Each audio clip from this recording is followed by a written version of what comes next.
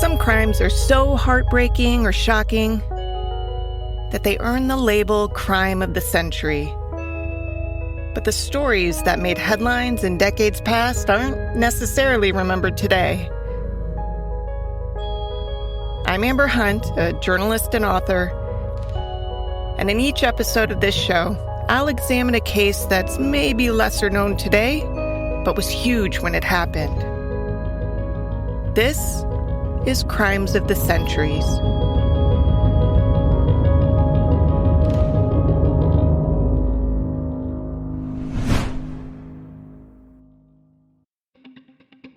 Edward Rulloff had a problem. He needed to get rid of the wooden chest he had just filled, but it was so heavy that he could barely lift it, much less carry it anywhere. He turned to a neighbor, hoping for a little help. The neighbor agreed and loaned Rulloff a horse and carriage and even helped him load that 100-plus-pound chest. To satisfy the neighbor's curiosity, Rulloff explained that a relative had come and picked up his wife and infant daughter to take them on a trip, but the trunk had been in that guy's carriage, and it had to be left behind to make room for passengers. Rulloff wanted to tail the others to reunite the chest with its owner, but he didn't have his own horse and carriage. Hence, the hit-up. The neighbor was happy to help. The two waved goodbye, and after a bit, Rulloff returned the carriage with a thanks. It would be 6 full weeks before people started to realize that ever since that day, no one had seen Rulloff's wife and infant daughter. The relative he had mentioned to his neighbor never surfaced, and Rulloff himself had told different stories to others who asked after his family. People in Ithaca, New York, where Rulloff worked as a botanical doctor, started to get suspicious. But Rulloff was smart, with a brain that literally went down in history books, and he proved to be one of the country's smartest and most slippery criminals. As journalist Kate Winkler-Dawson said, "By the time this story ends, Edward Rulloff has left in his wake just a horrible amount of misery and destruction."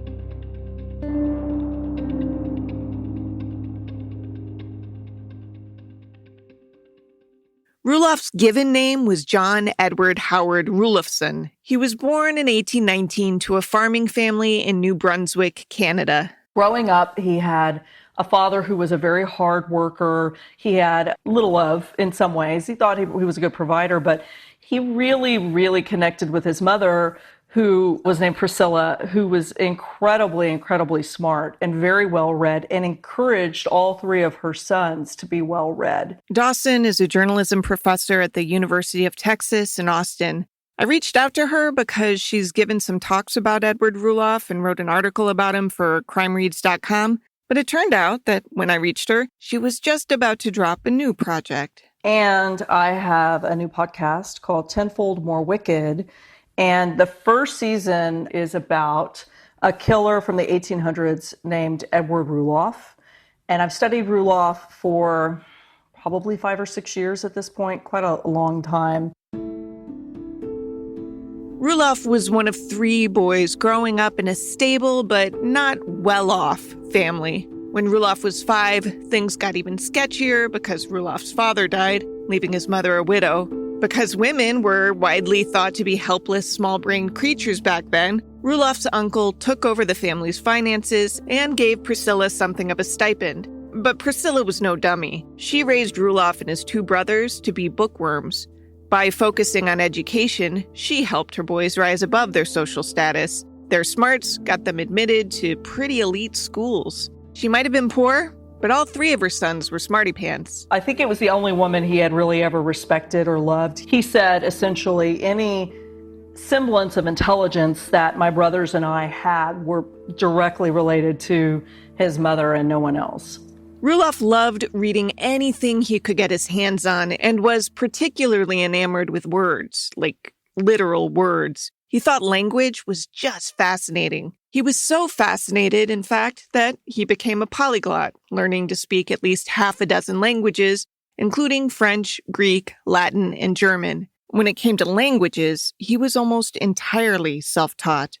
On the whole, the 3 boys seemed well-bred, even though they came from a pretty humble beginning. But Rulloff was a troublemaker straight away.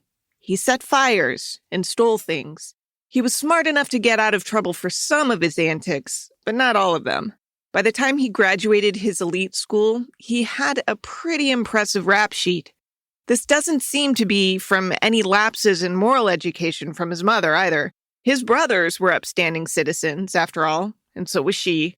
There was just something in Rulloff's makeup that seemed different. He was certainly one of those people who, no matter how much academic stimulation you gave them, it wasn't enough to stop him from seeking sort of self-destructive behavior. Rulloff's dream wasn't to become an infamous criminal, however. He knew he was smart, and he felt he had a gift he should share with the world. And when Edward graduated from this elite school, he went to his uncle and said, I would like to be an academic. I would like to be like an English professor, languages professor someday. So I need to go to university. And his uncle said no. He was just a big believer in having sort of a solid blue-collar background. He said you could be a printer, you could be a farmer. There were better trades as far as his uncle was concerned. And that just sent Edward Rulloff into a tailspin after that. With college out of reach, Rulloff seemed to lean into his worst impulses. He got by with working odd jobs and committing petty theft. And he continued to get away with a good bit of it, simply because he didn't seem like a criminal. But in truth, he was actually a pretty sloppy one. So no matter how good he might seem to some on the surface, he got busted a few times before he moved from Canada to New York in 1842.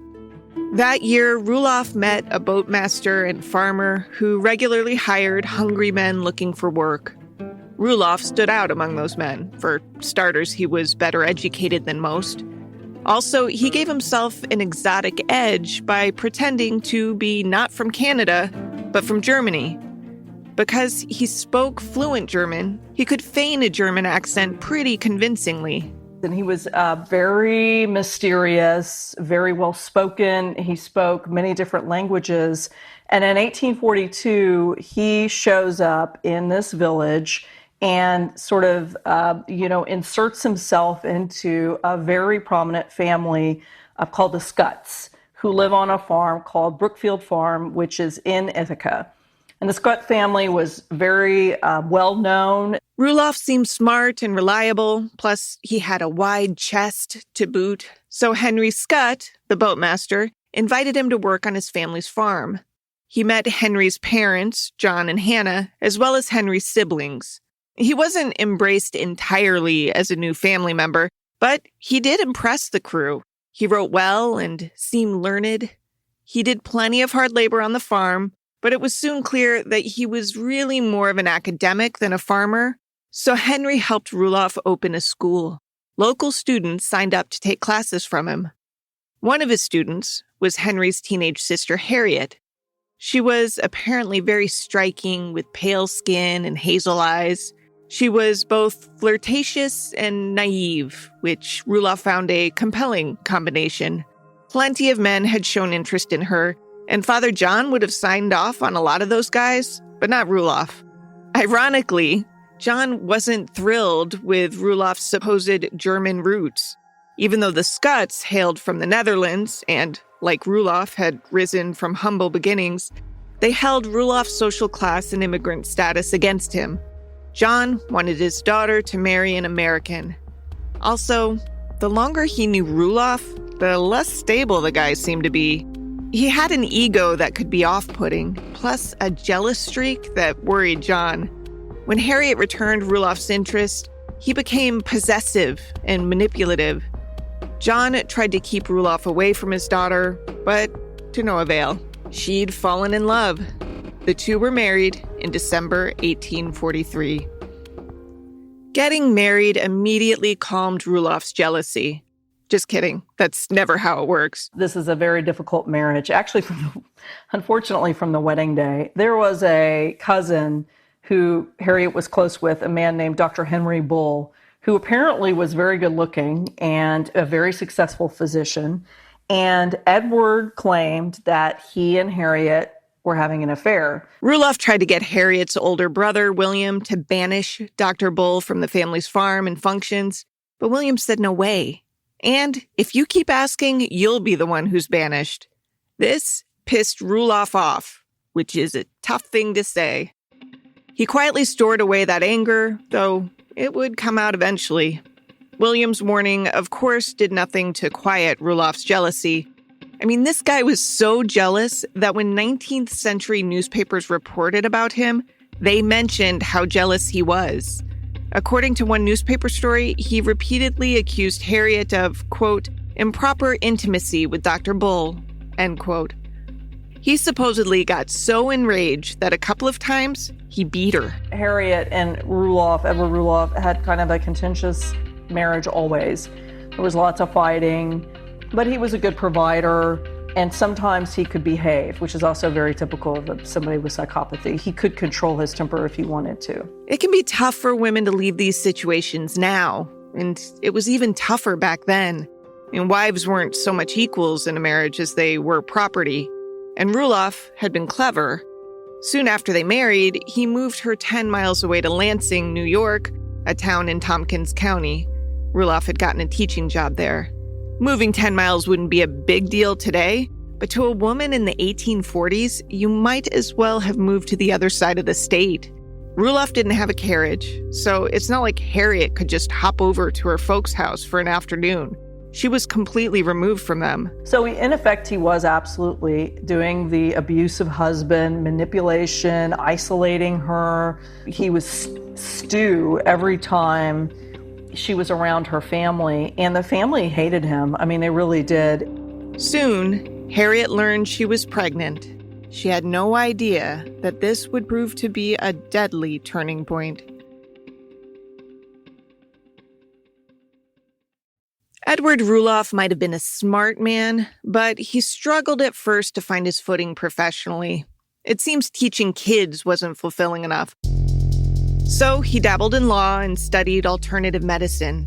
That field had been pioneered not long earlier by a guy named Samuel Thompson, a self-taught herbalist and botanist.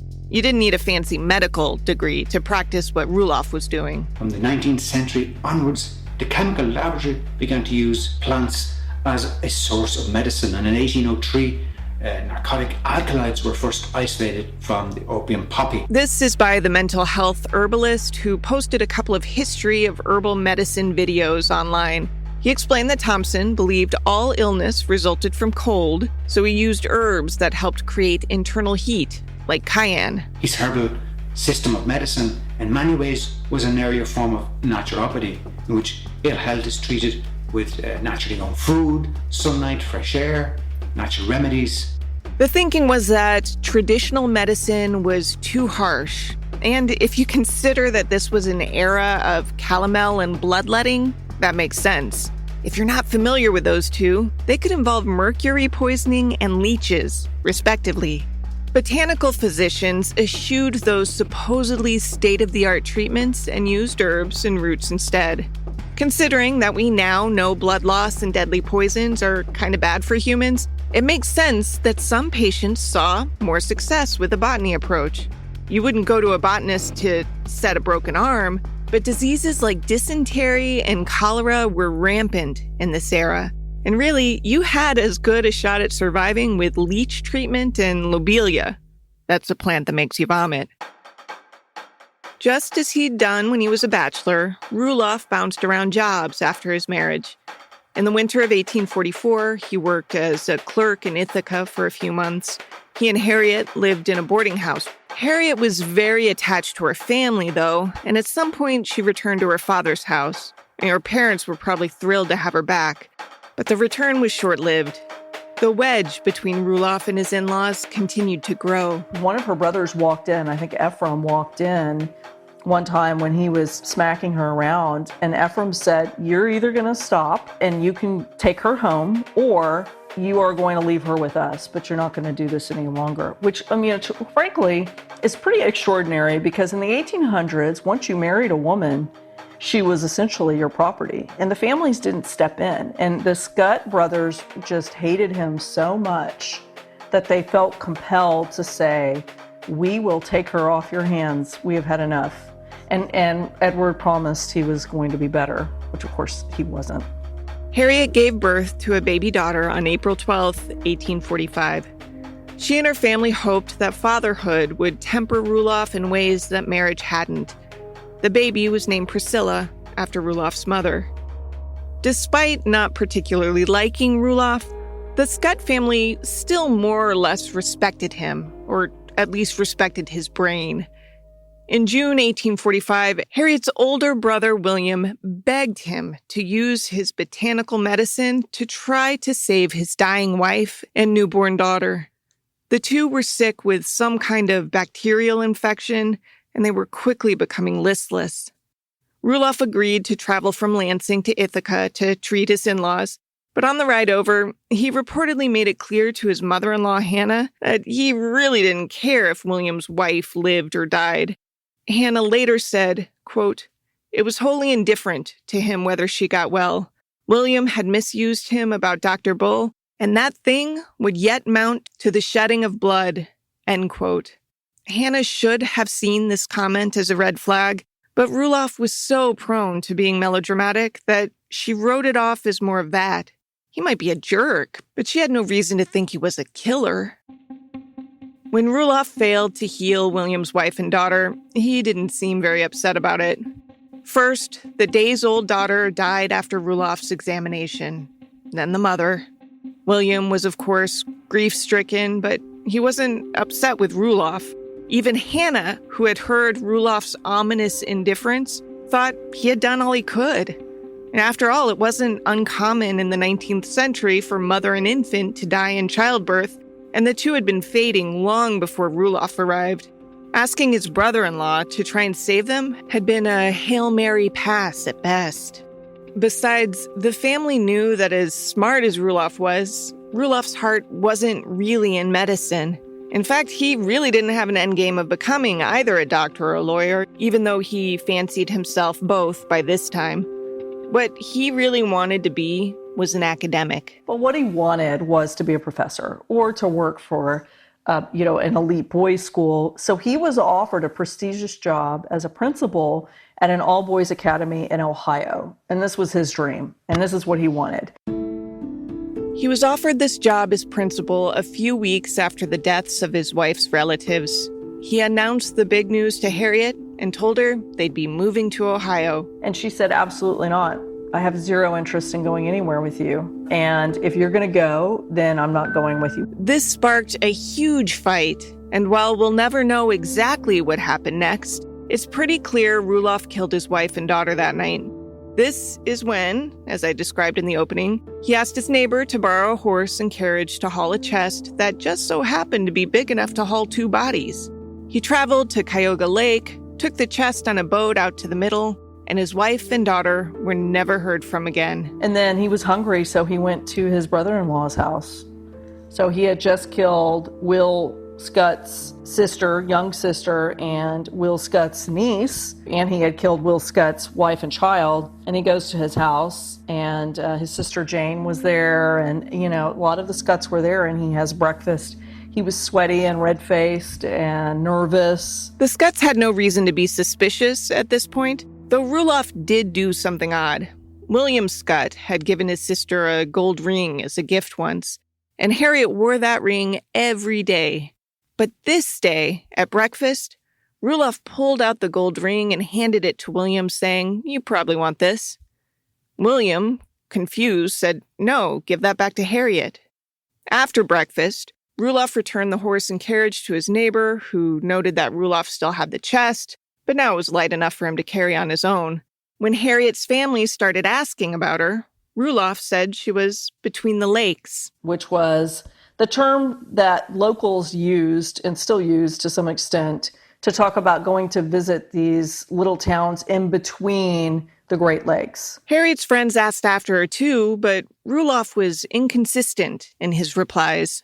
According to a newspaper account, he told one that she was between the lakes, another that she was in Pennsylvania, and others still that she was in Madison, Ohio.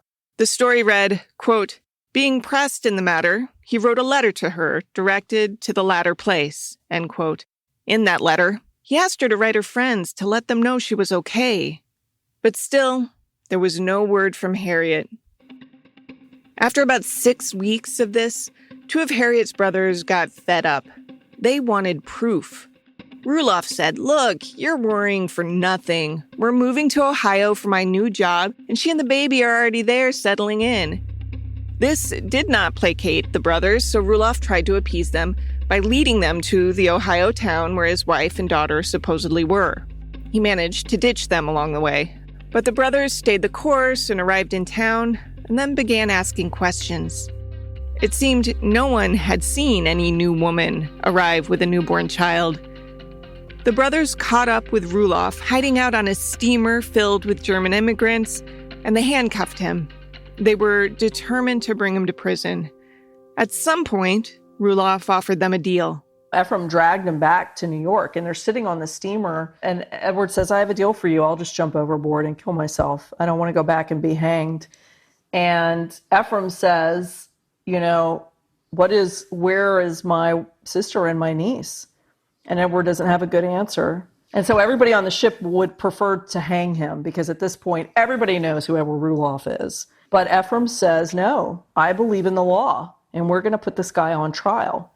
Soon enough, Ephraim would regret the decision. And to the Scotts, it was obvious that Rulloff had killed his wife and daughter. But the legal system in America was still pretty new in the 1840s.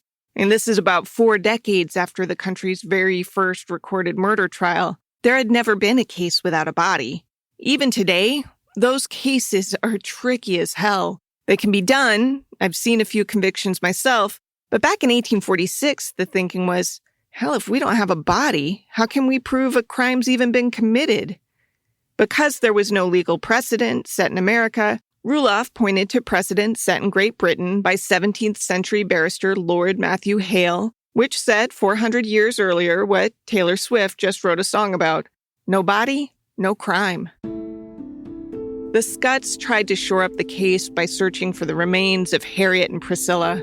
They were sure Rulloff had dumped them in Cuyahoga Lake. They had dragged the lake. The Scotts paid for it. It was $100,000 for them to drag the lake, and with no luck. Still, Rulloff went on trial for murder. He didn't testify in his defense, but he did serve as his own defense lawyer, which history has shown time and again to be a brilliant idea.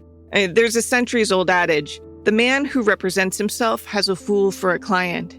Rulloff didn't win the case, but he didn't totally lose either. Because there was no corpse, and thus no cause of death and no proof of homicide, the jury just couldn't convict him of murder. But he was convicted of kidnapping. He was sentenced to 10 years in prison, and during that time, he kept incredibly busy. For starters, he wrote an appeal challenging his conviction, but that wasn't all. He began formulating a theory on language that he was sure would revolutionize the world.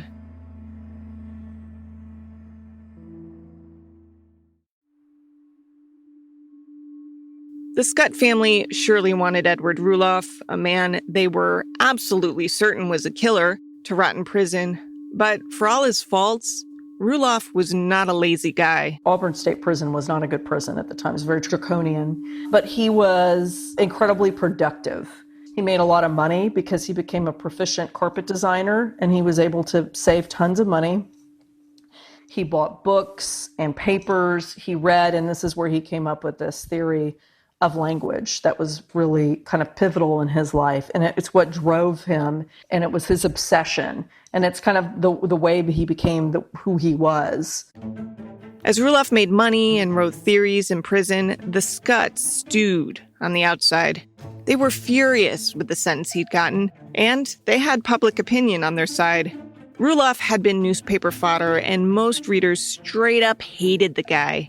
He definitely had a charming side that won some folks over in person, but he did not translate well in print at all. And he is like the Hannibal Lecter of the 1800s. All the newspapers paint him as this child killer, wife killer monster. As Rulloff's sentence neared its end, the Scotts worked to convince the prosecutor to level new charges against him. They couldn't charge him with Harriet's murder again, of course, double jeopardy and all. But the first trial hadn't included charges related to Priscilla, the baby.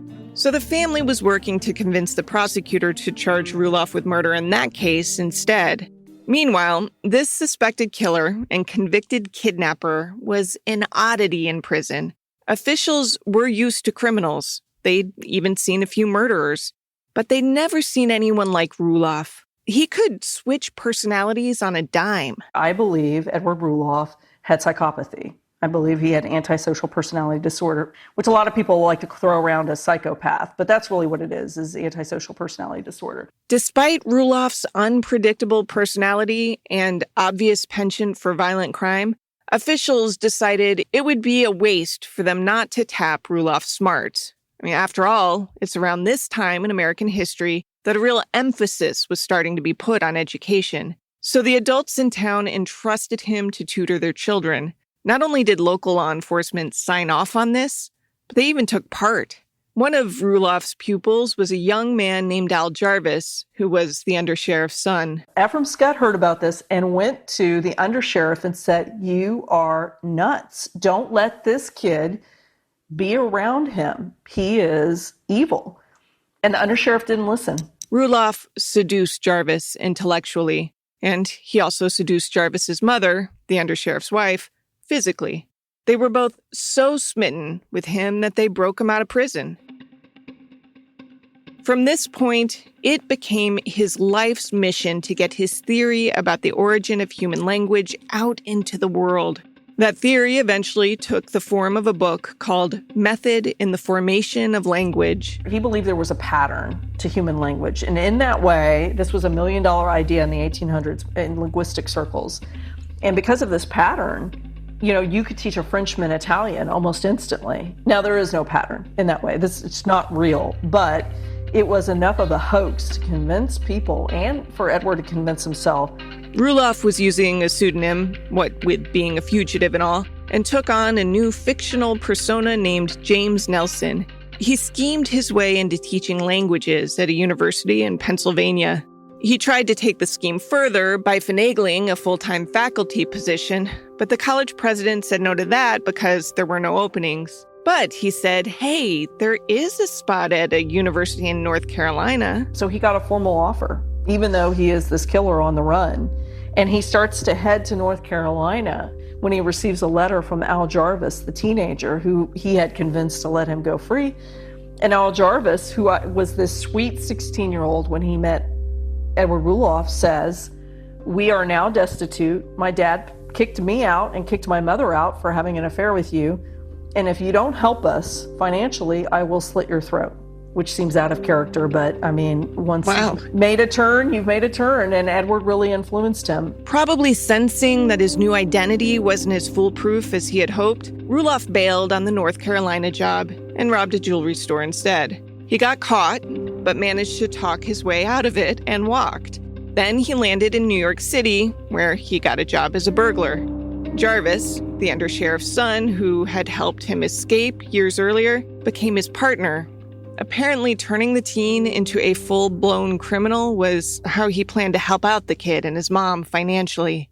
Jarvis, in turn, connected Rulloff with another convict named William Dexter. Even as the trio lived the lives of criminals, Rulloff still worked to get his language theory accepted.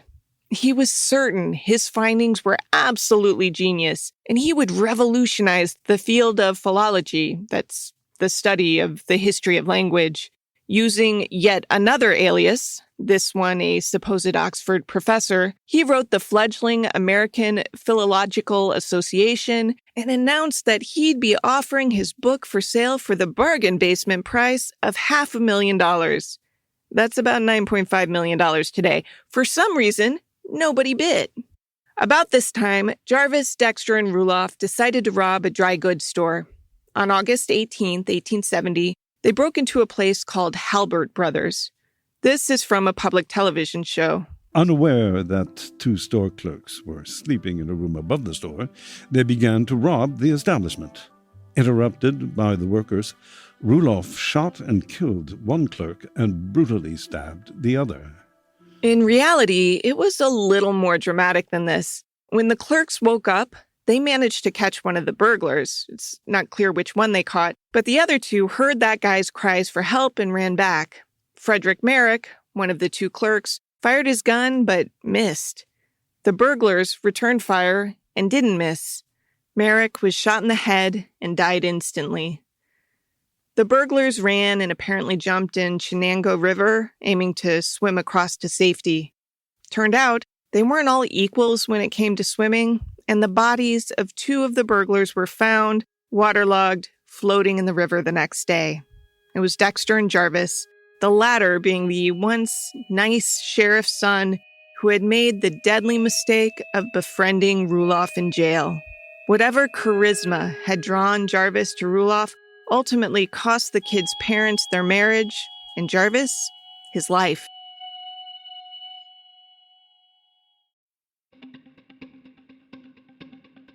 After police fished the burglars' corpses from the river, the clerk who survived the shootout ID'd them as the men who'd shot at him the night before. But he also warned, hey, there was a third guy too.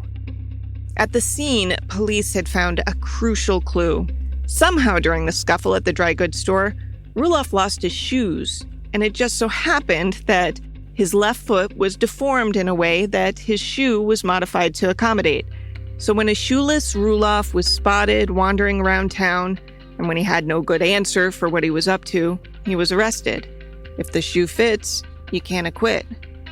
Rulloff was found guilty of Merrick's murder and sentenced to death. He appealed the sentencing and even had people arguing on his behalf that it would be a shame to kill someone with a brain like his. But despite a few delays, the sentence ultimately stood. On May 18th, 1871, Rulloff walked to the gallows where a noose was tied around his neck. His neck didn't break in the drop, so it took 15 agonizing minutes for him to choke to death. A news story read, quote, "He died as he had lived, impudent, blasphemous, hypocritical, profane, and intolerably vile. In his last moments, he spurned the proffers of instruction and consolation from the scriptures. He died, almost literally, with horrid oaths upon his tongue and infamous curses on his lips. A consummate mountebank. He carried out his unblushing effrontery to the last, pretending to be affected with profound regret for the huge and irreparable loss the world must experience by his death before the completion of his marvel of a book on language. But the world existed before he was born, and it still exists after his death, and it will probably survive the loss of all that his charlatanry could confer on it." End quote. The county where Rulloff was hanged kept some souvenirs, which are still in a vault to this day. He was bound by these shackles and wore this hood as he was led to the executioner to be hanged till dead, forever taking his gruesome place in history and offering up a hellish mystery within the vault. Rulloff probably would have taken some comfort in knowing that the thing about himself he valued the most would, in fact, be preserved. Once he was finally executed, they cut off his head and they examined his brain, and it turned out to be the second largest and heaviest brain in the world. And Rulloff was right.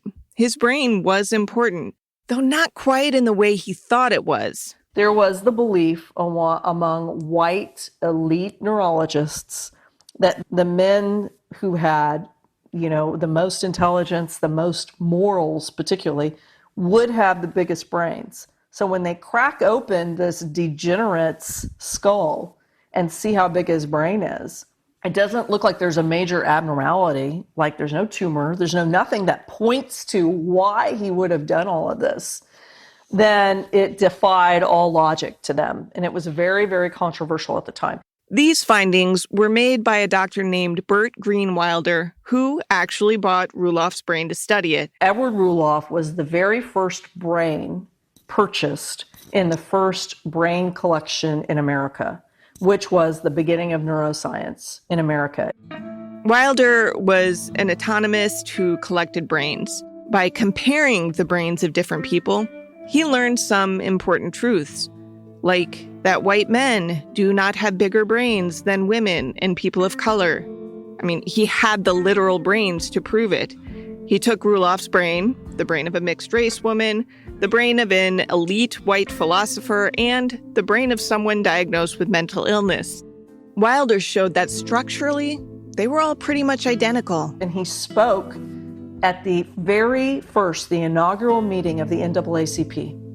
And it was kind of electrifying because he was the first person to say that the brains of people of color are not inferior. Wilder added more and more brains to his collection, which is housed at Cornell University a century and a half later.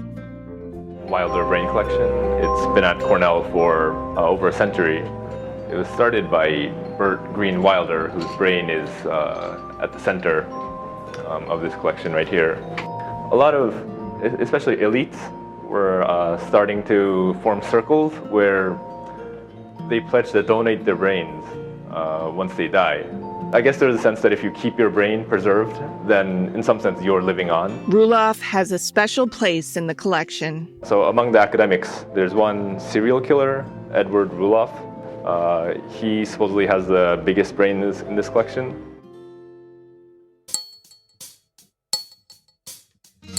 To research this story, I read the contemporary newspaper accounts and would have read Kate Winkler-Dawson's book on the case, but it hasn't come out yet. Big thanks to her for taking the time to talk to me. And if you want a deeper dive into the Rulloff story, be sure to check out her podcast, Tenfold More Wicked.